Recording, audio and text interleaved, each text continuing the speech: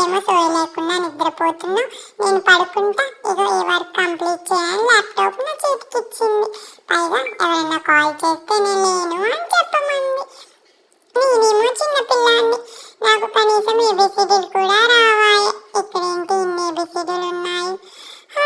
ఇవన్నీ మనకెందుకులే, YouTube open చేసి కార్టూన్ చూద్దామంటే ల్యాప్టాప్ ఆఫ్ అయింది. ఎంత నొక్కినా రావట్లేదు. మా మమ్మీనేమో పడుకుంది. ఇక మా మమ్మీని ఎలా అయినా నిద్ర లేపాలి. మా మమ్మీ దగ్గరికి వెళ్ళి, మమ్మీ మమ్మీ మీ మేనేజర్ అంకుల్ కాల్ చేశాడు, నేను ఫోన్ ఎత్తి ఏం చెప్పా అనుకుంటున్నావు? అంకుల్ అంకుల్ మా మమ్మీ మార్నింగ్ నుండి ఏం వర్క్ లేదని పడుకుంది, ఎవరైనా అడిగితే లేను అని చెప్పమంది. ఏమన్నా వర్క్ ఉంటే నాకు చెప్పండి, మా మమ్మీని డిస్టర్బ్ చేయకండి అన్నాను. అంతే, పక్కన లేచి మా మమ్మీ ల్యాప్టాప్ ఆన్ చేసింది. తిడుతున్నాడు అనుకుంటా. ఇంకోసారి నాకు ఏ పని చెప్పదు, నాతో పెట్టుకుంటే ఇట్లనే ఉంటుందని మా